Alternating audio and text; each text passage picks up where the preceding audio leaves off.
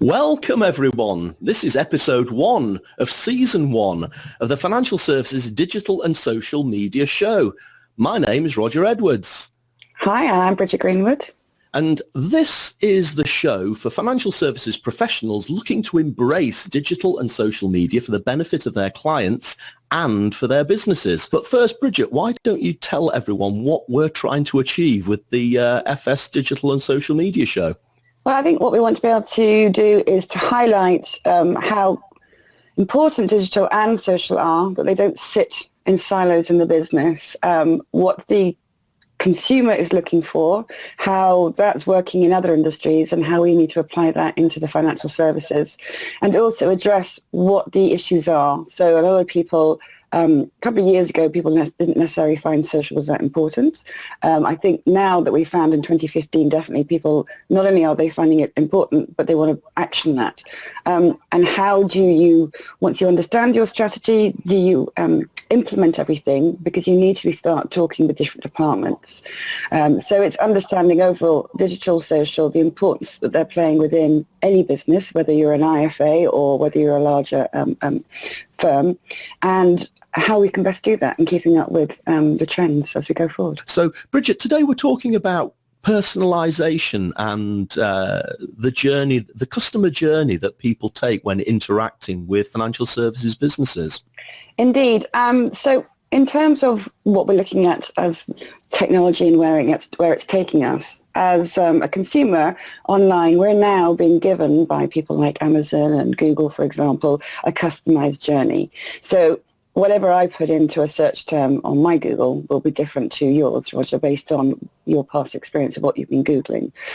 Amazon, we all know that when we go onto Amazon, it says customers who bought this also bought that. And this idea of this personalized journey is going to be going across every sort of customer experience that we want.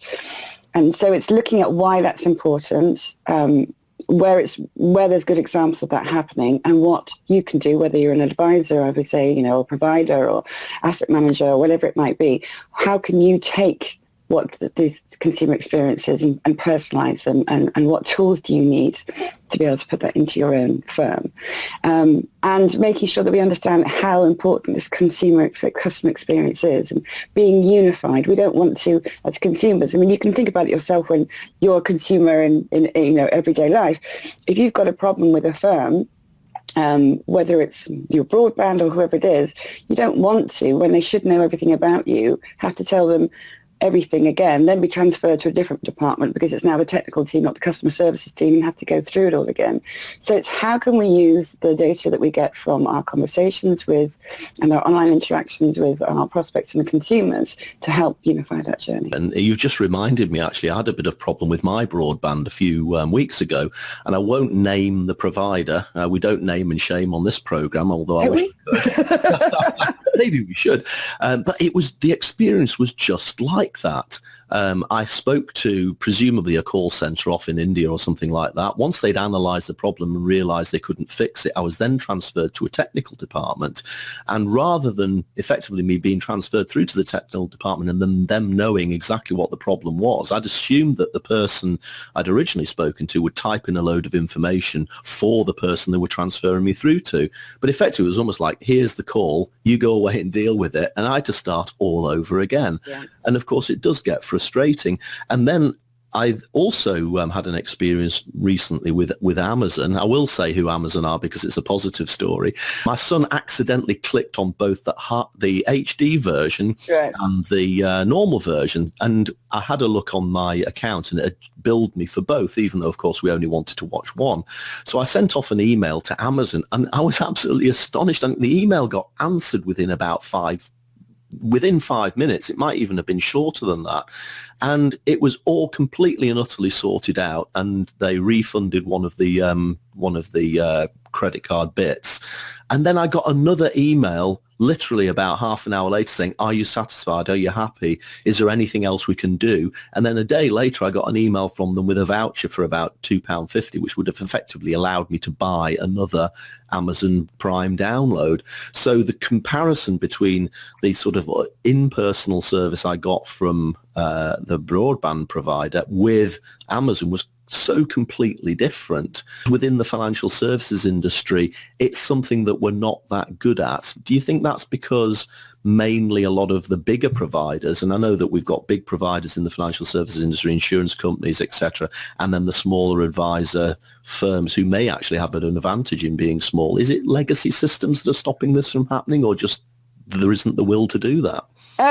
Well, I think it's interesting when we look at, so Gartner did a bit of research, and in 2014 it said that 89% of businesses thought that they needed to be competing against customer experience only. That was the biggest criteria.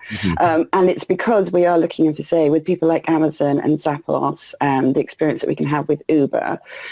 But if you look at those firms, as they've built their company, their brand, they've looked at customer experience and being a unified experience as the one journey as they built it. So obviously, if you've had a system that we didn't have these technologies when you started building those different departments, and as you were looking at the data, everything has been siloed.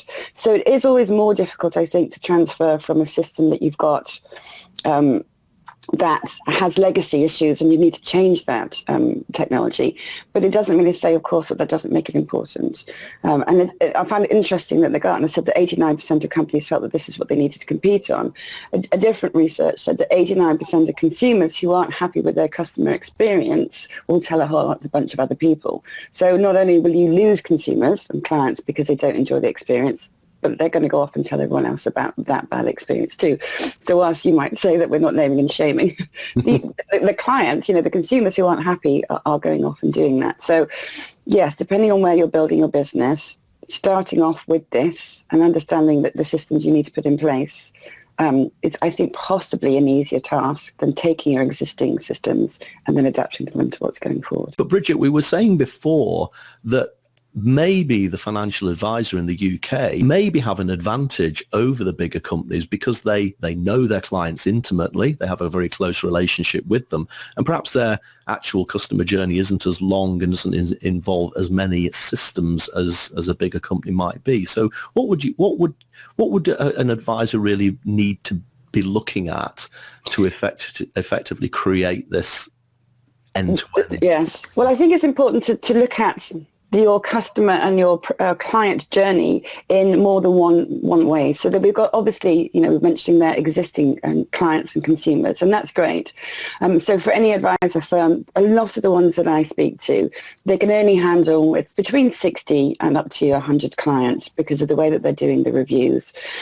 Interestingly enough, and I didn't ask Chris Budd whether or not he could jump on, but I haven't seen him join us yet. My understanding with the way that Ovation Finance deal with their clients is that no one person is that client belongs to. The client belongs to the firm.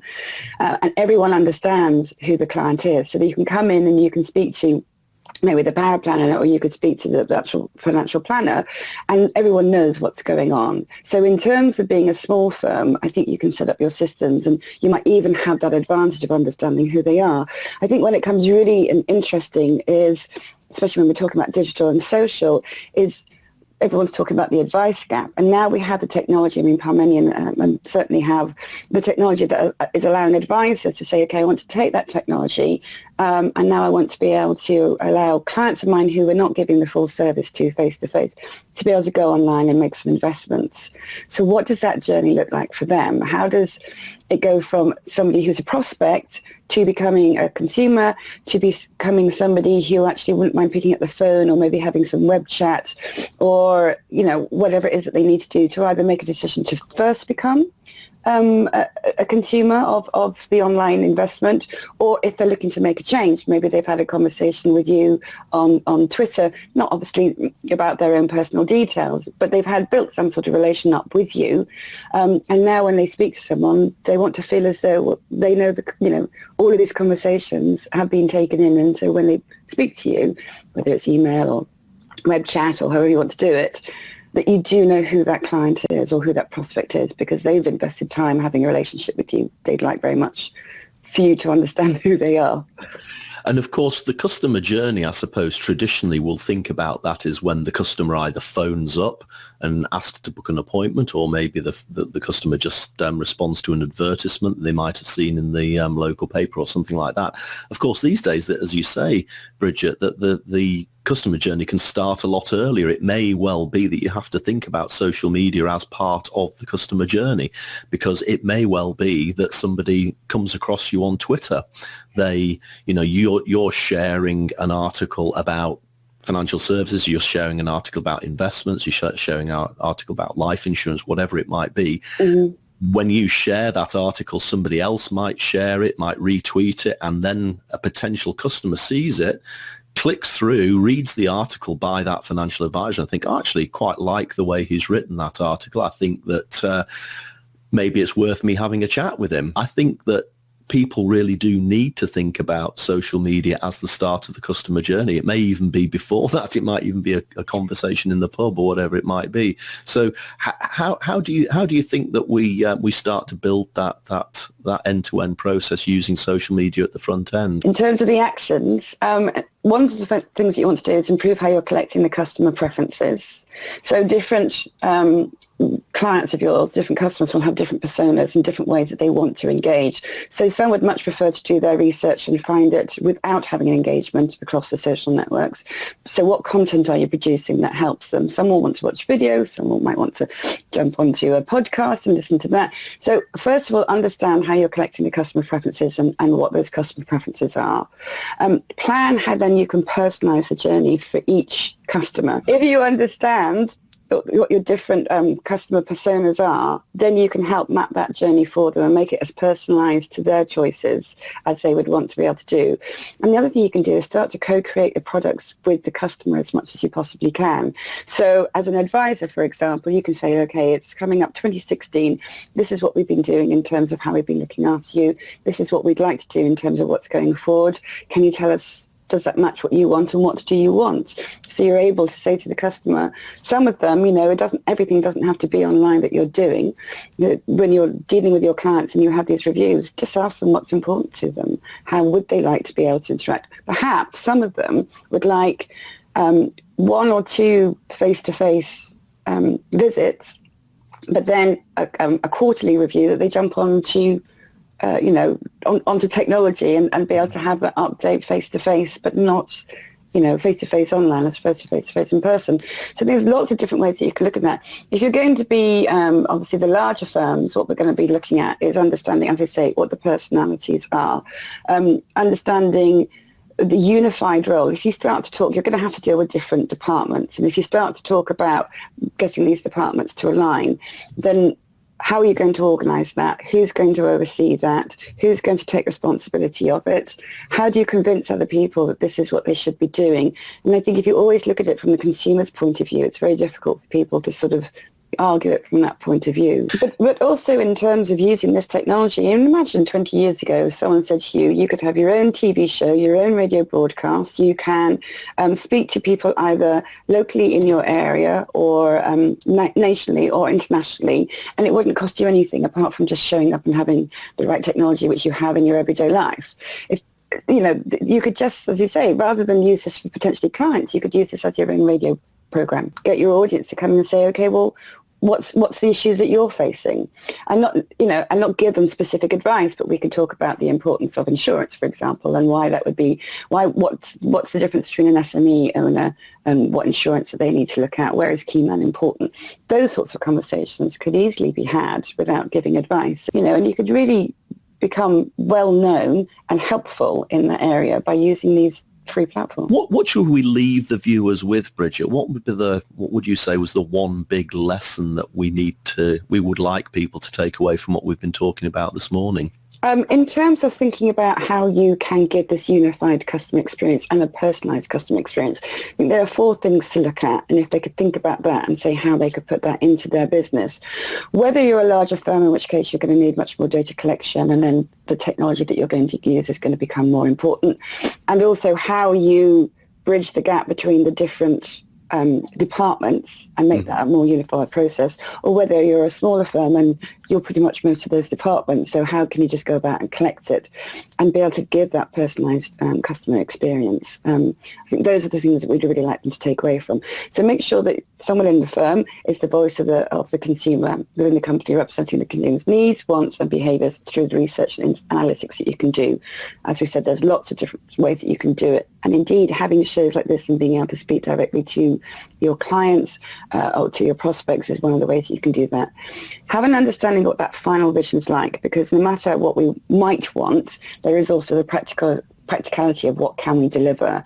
So let's be realistic about where we are today and where we'd like to move forward to and what that step would be. So it might be that you just become unified in your within one department. If you've got lots of different departments, you say, okay, well, what we've realised is we're not as unified in this one department, so why don't we start our journey there? And then we can look to go across different departments and across the rest of the organisation. Need to bring together, as I said, all of the stakeholders within your firm, within the customer experience, and assign ownership. And this is the same problem that people have with social media. It goes across different departments. And maintain knowledge of the latest trends and technologies that can affect customer experience.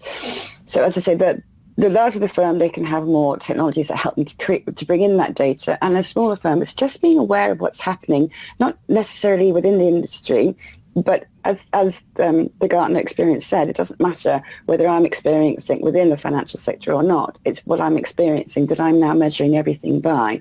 So just be a bit more aware when you're a consumer.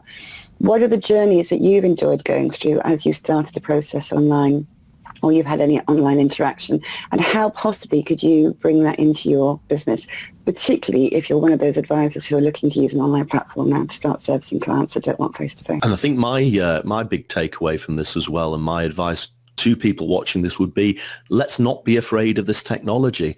I think that certainly in the financial services industry, digital technology tends to set a lot of alarm bells ringing from a compliance point of view.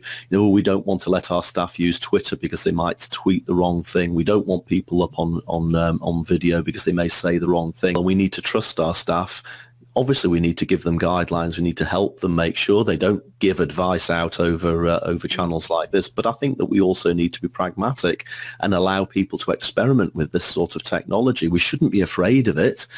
Okay, well, let's draw it to a close. We're at 9 o'clock. We said we would do half an hour. I've really enjoyed that, Bridget. Thank you indeed. And I think it only leaves for one more thing to say, and is that if you would like us to cover a topic, please let us know, and we'll be able to put that into the season show.